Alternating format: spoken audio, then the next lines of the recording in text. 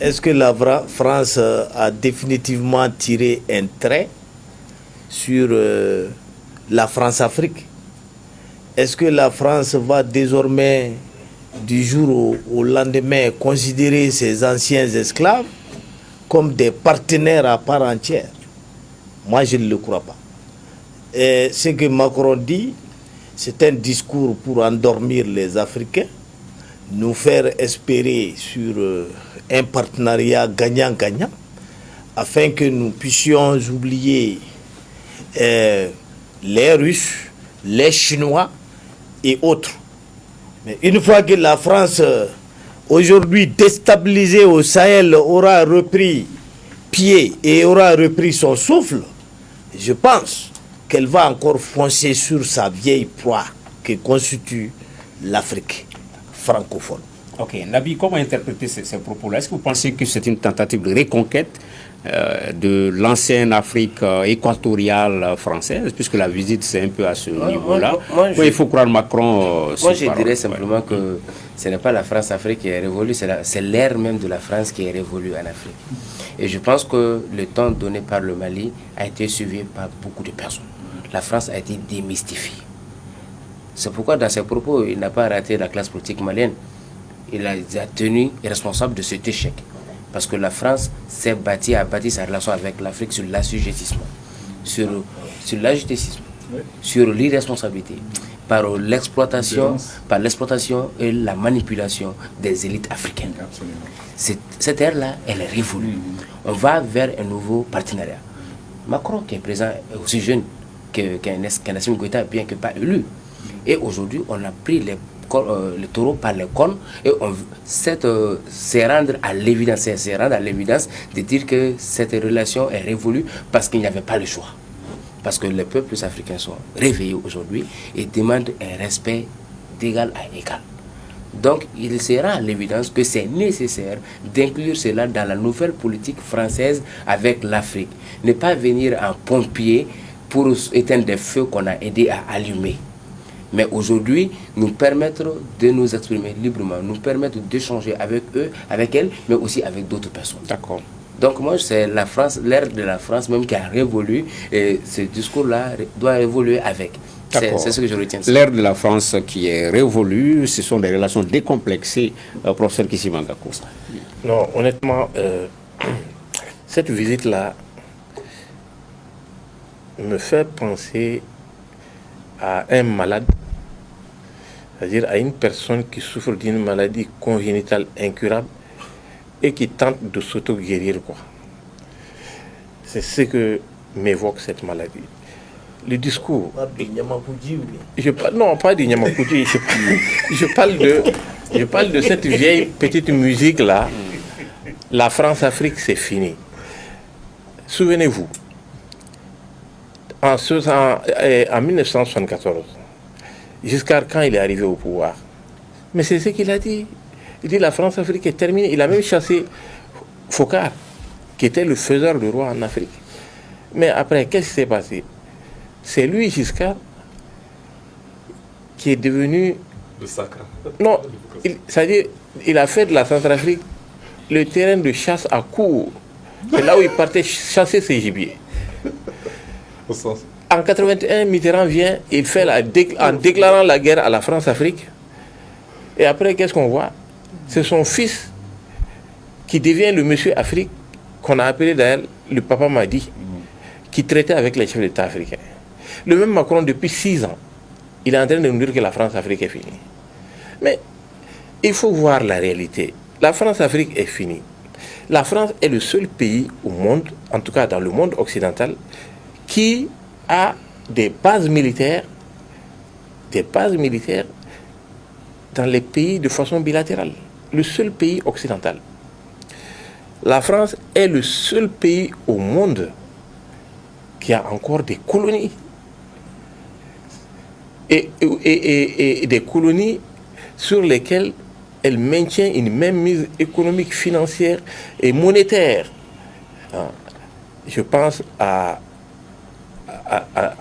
dans l'Asie-Pacifique, il y a la Nouvelle-Calédonie à 12 000 km de la France. Je pense à Mayotte, dans l'océan Indien. Ça, ce sont des colonies françaises. qu'on appelle dom-tom, département, c'est la France est la seule à garder ses possessions. Donc il faut bien comprendre que pour la France, c'est vraiment incurable. Maintenant, quand on a dit ça, c'est à nous, Africains, de nous poser la question. Depuis 70 ans, on est dans ça. Les discours révolutionnaires, on a vu les révolutionnaires, ils sont venus. Depuis les Lumumba, les Nkrumah, les Sékou Touré. On a vu les panafricanistes. Le panafricanisme qu'on réchauffe à l'occasion, à chaque fois que nous avons des difficultés ou des faiblesses. Mais cela a rimé à quoi? Donc il faut que nous fassions l'introspection sur notre part de responsabilité dans cette affaire. Okay. Et moi, j'estime simplement que la relation avec la France et le problème actuel qui est en train de déferler dans les enjeux mondiaux, je pense que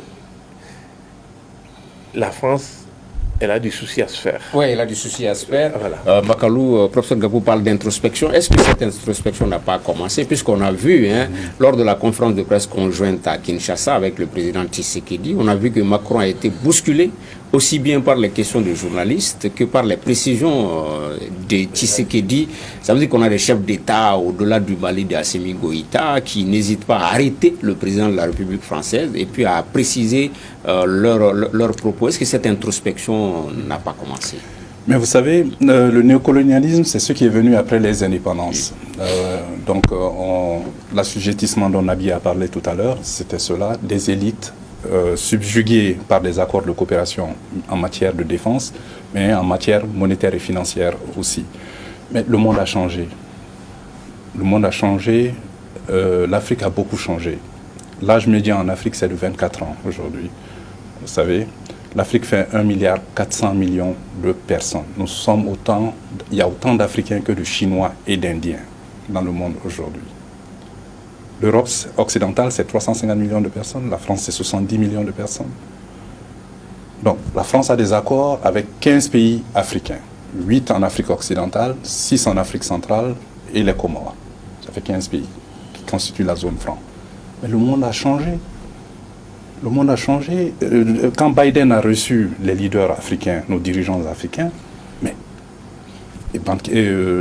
Guterres l'a répété la semaine dernière à Addis Abeba, l'Afrique revendique sa place dans le monde.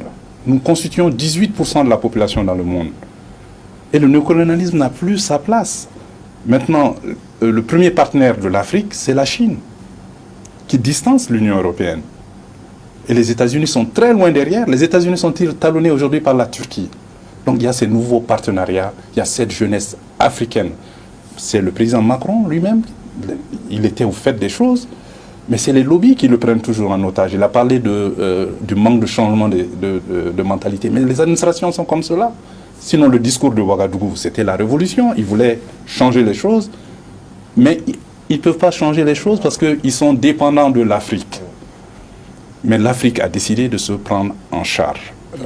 Les dirigeants sont bousculés aujourd'hui par les populations qui sont africaines, qui sont jeunes et qui aujourd'hui sont connectées et n'ont aucun complexe vis-à-vis de qui que ce soit. Et l'Afrique revendique sa place dans le monde. D'accord, on arrive au terme de l'émission, mais je vais donner peut-être 30 secondes à chacun. D'abord, oui, maître. Est-ce que vous connaissez la différence entre une bactérie et un virus? Une bactérie se multiplie d'elle-même sans avoir besoin de se loger dans votre corps. Le virus, c'est tout le contraire. Il entre dans votre cellule, ok, et il oblige cette cellule à faire des copies de lui-même. Donc, l'attaque de la France en Afrique est d'ordre viral. C'est-à-dire qu'elle s'installe dans la cellule des dirigeants et qui deviennent des copies de la France. Et donc, si la France perd les élites et les dirigeants africains, elle va perdre toute l'Afrique parce qu'elle n'avait déjà pas les peuples. D'accord. Voilà. Nabi, est-ce qu'on peut dire qu'il y a eu le début d'un traitement antirétroviral à partir du Mali? Ah, mais bien sûr. C'est ce que Maître Afeni n'est pas mentionné. Okay. Et je pense que le Mali a bien donné ce ton-là. Après le Mali, on a vu que ce même discours a été repris par le Burkina, même pas le discours seulement, mais les actes aussi, parce qu'ils ont renvoyé aussi quelqu'un de chez eux. Donc ça veut dire que ce traitement viral-là a commencé. Antirétroviral-là a commencé. Okay. Et je ne savais pas que Maître était fort à Mersin aussi, mais ce qui est sûr, la France a des jours difficiles devant elle en Afrique ici. Ou sinon quand même, il faudrait réellement revoir les choses. Okay. L'Afrique s'émancipe d'abord par elle-même déjà d'abord, et elle va s'émanciper au dépend des uns et des autres. Et on va les dire carrément les choses. D'accord. Professeur Gakou, l'exemple du Burkina, le symbole Burkina n'est pas banal parce que c'est à Ouagadougou qu'il y a eu le discours de la nouvelle politique française en Afrique. Et c'est à partir du Burkina également qu'un ambassadeur de la France a été encore une fois chassé. Ça traduit en termes de symbole l'échec de la politique africaine de Macron. Non, ça traduit ce que je vous ai dit. Okay. Ce sont des discours qui n'ont aucun fondement dans la réalité. Ils vont seulement pour encenser l'irréel et puis occuper l'espace mental des gens. Comme l'a dit Konaré, avec son virus, le processus en fait médical du virus, et c'est surtout le virus de HIV qui a cette particularité, on appelle ça la transcriptase reverse. Effectivement, cette comparaison est vraiment... D'accord, voilà. On rappelle que ce ne sont que des propos, toutes ressemblances avec des faits réels, voilà. Ainsi prend fin ce débat du dimanche.